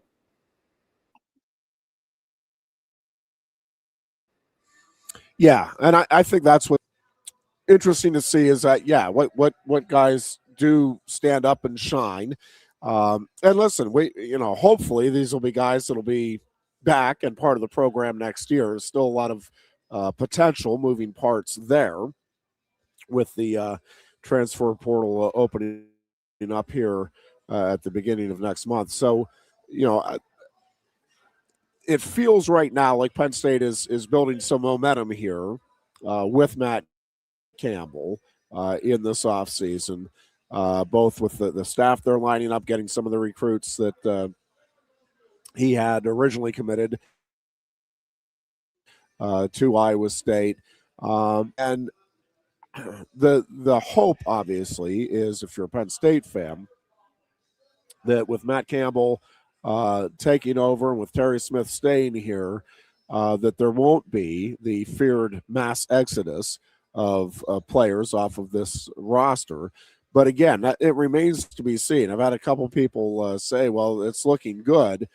We don't really know that just yet. Again, this is finals week, so I think a lot of these kids are, buckling down, getting through finals, and then we'll really sit down and kind of analyze everything and what they want out of their experience, and whether or not they feel like Penn State can offer that. So I'm hopeful, but I don't think there's any assurance just yet in terms of the numbers that'll be returning to the roster off of this year's team. I am looking forward to the game. I know, and I haven't had I haven't talked about Matt being, the new coach either yet because I was away all last week, obviously. So I went to that meet and greet last Monday, the coaching announcement, stuff like that. And I saw the speech and all that, and people were like, "How did you feel about it?" And I said, "Dude, within the first 5 minutes of that meeting, I was so proud and happy that Matt Campbell was the head coach of Penn State football. I really felt that, and then you as a local and you as an alumni, you had to have felt that the same way. And that is all he said was something about his grandparents, and it really hit home. And he just sat there and said, "I'm from Ohio. I'm from this and that. But my grandparents are all from Pennsylvania, and the pride that they had in the Penn State football program, and in Joe Paterno and saying his name, and in the university, and in the toughness and this and that the Penn State team played, that hit me so hard, and that hurt, and that didn't hurt me. That hit me very hard, and it hurt very, very good. It was like one of those things. Like, we've got the right guy. Like Pat even said when he said he hung the phone up and looked at his wife and says, "Oh my God, I think we got the right guy." When he said that, it resonated with me how much it meant to me that it meant so much to his grandparents, the name Penn State football and Joe Paterno and the toughness of Penn State football and this and that and the pride they had. I mean, dude, that hit me so hard. How about you? Yes, and the thing that I keep coming back to, a couple of things with Matt Campbell. One is he just comes across as a genuine, authentic dude. Like he just is not somebody that like I don't think he was saying those things because he was given a list and hey, we got to try to bring in the old time alumni. So mention Joe Paterno. If you can throw in Kyle Brady, like it, and again, I don't know, but everything we've heard and just listening to some of the Iowa State folks talk about him is that he is just that. He's just genuine, speaks from the heart, and that's what it felt like that whole press conference was. And listen, that's great, as we've talked about. Great start, and also absolutely meaningless if Penn State goes 6-6 next season, and we're back in the same type of position for the season that this year ended up being. But there are a couple of things that so it does feel to me like this really is a great fit. Like Matt Campbell fits Penn State fits Matt Campbell. It feels like he and his family are genuinely excited about being here, excited about the opportunity. I think most Penn State fans are excited to see what he can do here. And I think the more they read about him and the more they see what he was able to do at Iowa State with substantially less resources. But listen, at the end of the day, Goon, Penn State has to be able to go out and as good of a recruiter as James Franklin was, and he was a really good recruiter. They need Matt Campbell to be a better recruiter. They need him to bring in more 4-star and 5-star athletes, and then go out and compete on the biggest stage. Coach him. Well, here's the other thing, though. So with that, Goon, is I feel, and again, we don't know, and nobody's going to know until we see whether or not it plays out.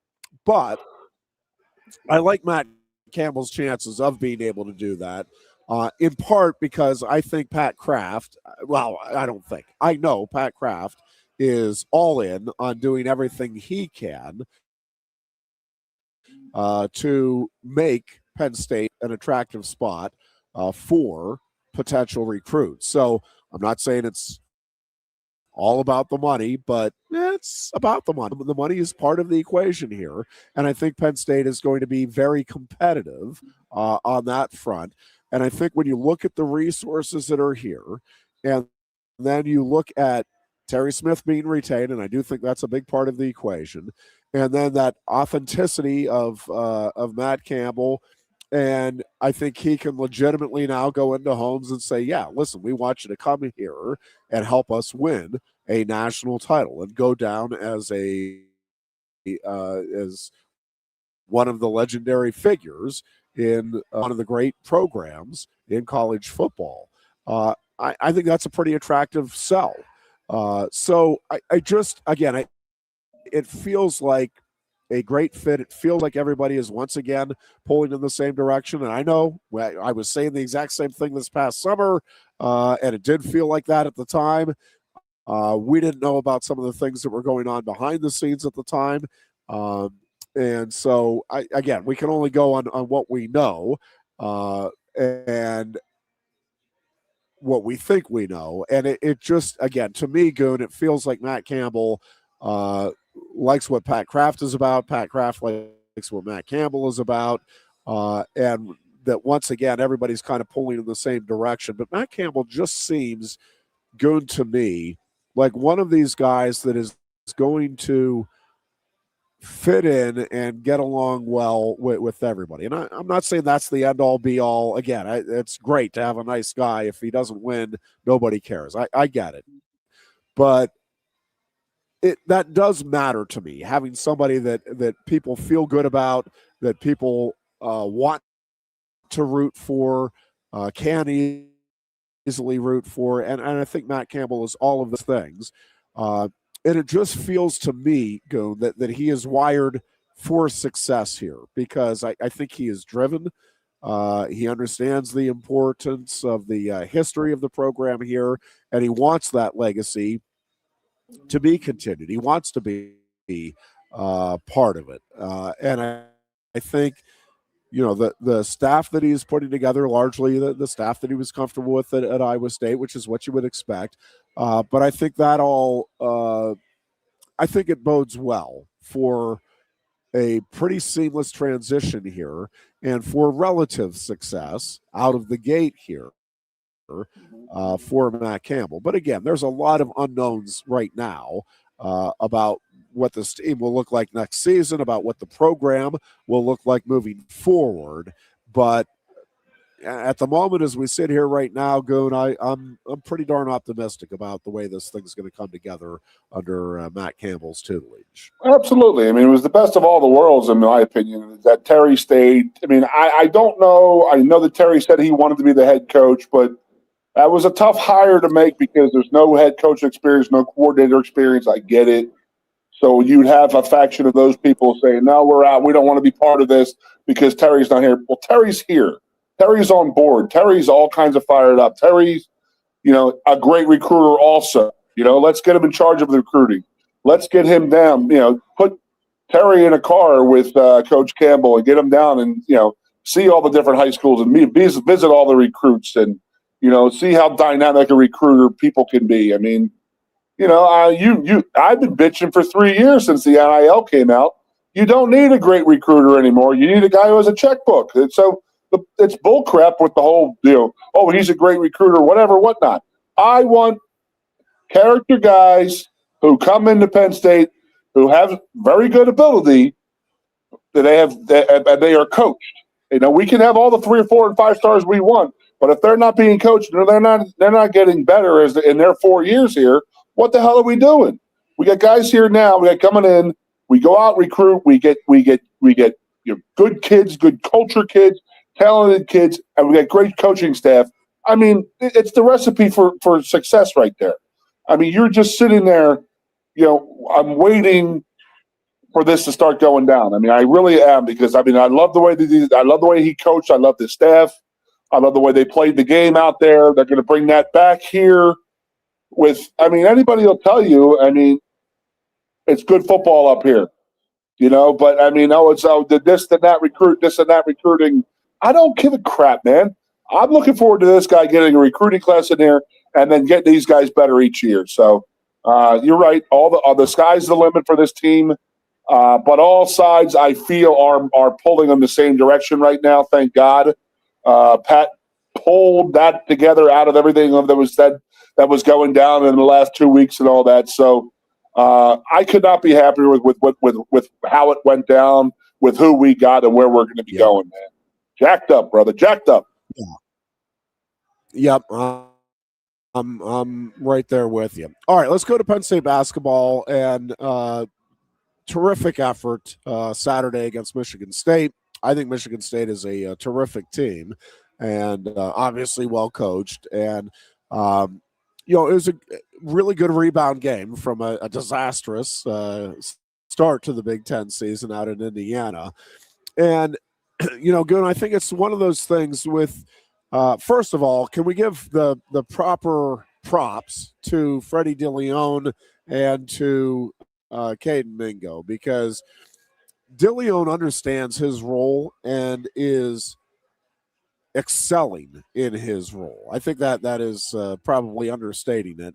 And Caden Mingo, I got to tell you, Goon, he came in with so much hype that it was almost impossible to imagine he could live up to it. And I got to tell you, Goon, he is every bit as good as we were hoping he would be right out of the gate here. And, I think when you look at the Indiana game and the Michigan State game, that is largely what's going to happen this season is you're going to get different outings, different nights, because it is a very young team, and they're still going through the learning process. But what I think that game Saturday showed is they're listening to Mike Rhodes. Mike Rhodes has this team with him, and I think, if that effort is there, that they will get some wins along the way this season. And I think this season, which no question, they're going to go through their lumps, already have gone through some lumps. They'll go through more.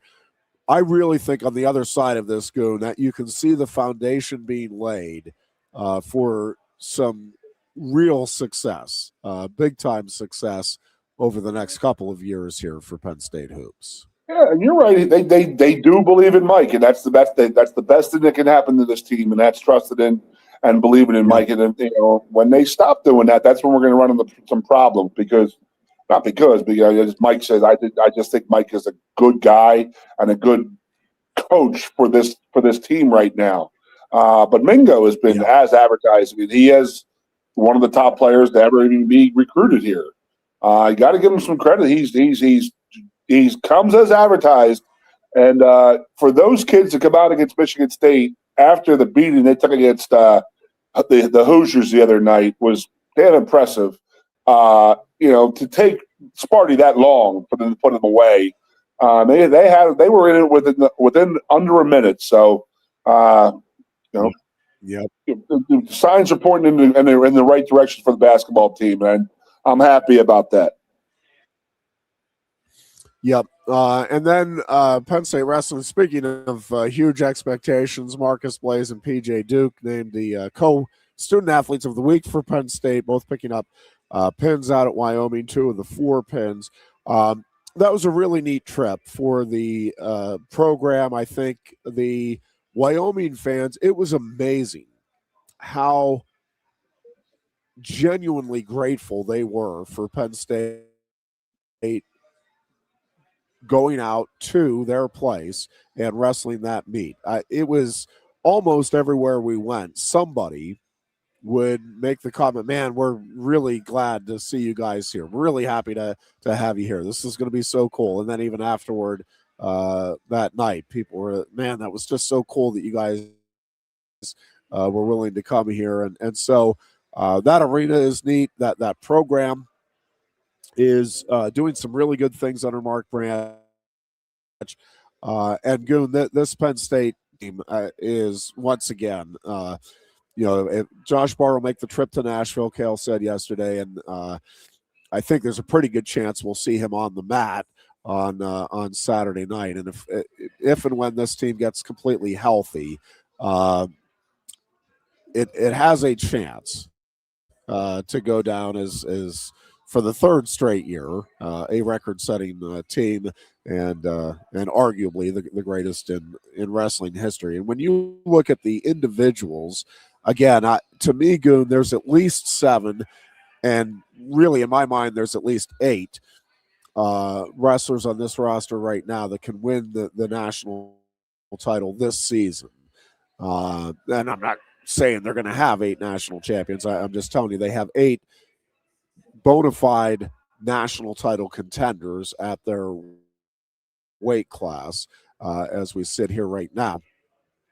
And the other 2 have, a chance to certainly at the very least get on the podium by the time March rolls around. And it's just, we've just not seen anything in the history of the sport like this now 3-year run by the Nittany Lions. And obviously a chance for more history here on Saturday, as Penn State will have a chance to tie the all-time winning streak in college wrestling of 76, set by Oklahoma State in 1937 through 51, and then can break it. They'll wrestle North Dakota State at 5 o'clock to try to pick up their 76th, which would tie that Oklahoma State record, and then Penn State can forge a new record if it wins that match over North Dakota State and then defeats Stanford as well.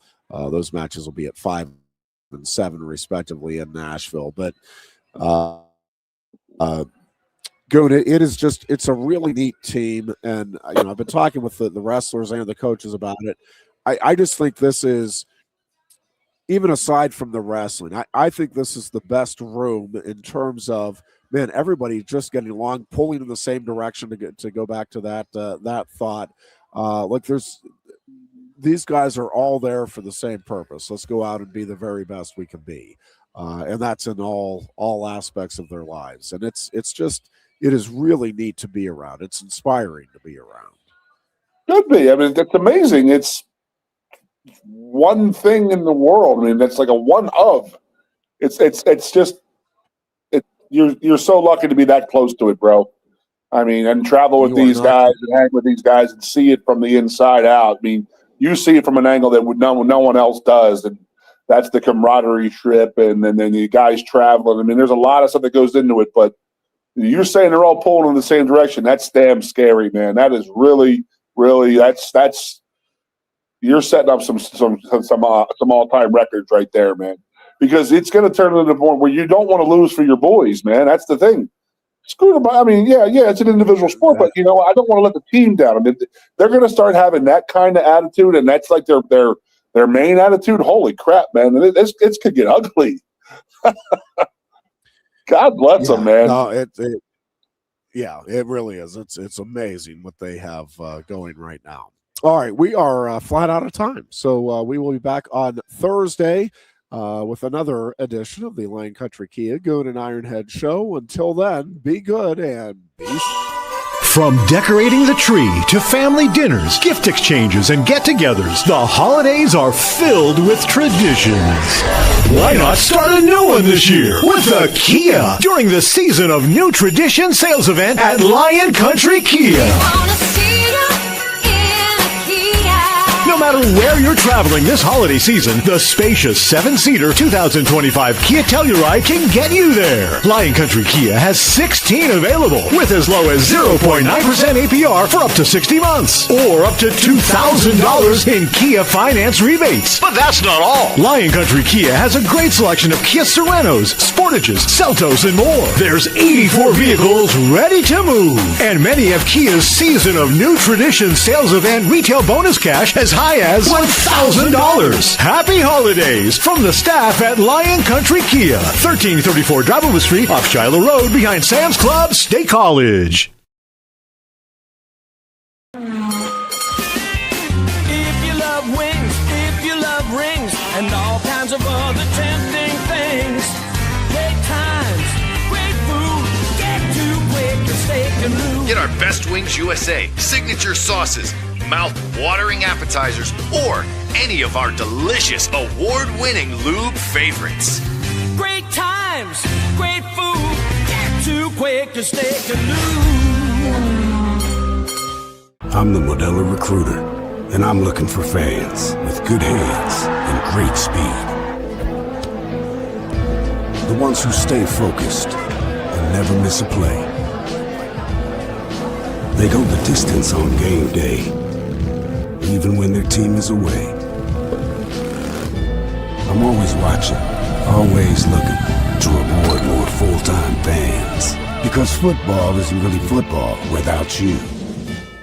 Lusk & Associates Sotheby's International Realty proudly presents the introduction of our new State College office at 314 South Borough Street in State College. At Sotheby's International Realty, we advertise locally, nationally, and internationally, bringing the best of advertising and promotion to each and every one of our properties, big or small. Call now. A lot has changed about State College. One thing that hasn't is W.C. Clark's Coffee Roasters on 234 East Calder Way. 30 different varieties of specialty coffee beans sourced from over 25 countries and roasted with love each morning in Happy Valley for over 45 years. They'll ship their fresh roasted coffee from their doorstep to yours. Order online at statecollegecoffee.com. That's statecollegecoffee.com. Hi, welcome to Timberland Federal Credit Union, a financial cooperative for its members, tracing all the way back to 1973. Experience Timberland Federal Credit Union, where you're greeted with a smile and financial solutions are tailored to your unique life journey. Here, we're not just financial professionals, we're your neighbors. People invested in your financial needs, literacy, and empowerment. Your dreams matter to us, whether they're about buying a home, growing a nest egg, or embarking on new adventures. TFCU draws from the past and invests in the future, offering modern tools like online banking to give you the freedom to manage your money practically anytime. Additionally, we're passionate about giving back both time and resources because enhancing our community is at the core of why we're here. Visit TFCU in person or online to learn more about our services and apply for a membership today. WFXS, once again. The Fox, your sports radio. Broadcasting live, loud and proud from Central PA's Sports Authority. WFXS America. 98.7 The Fox.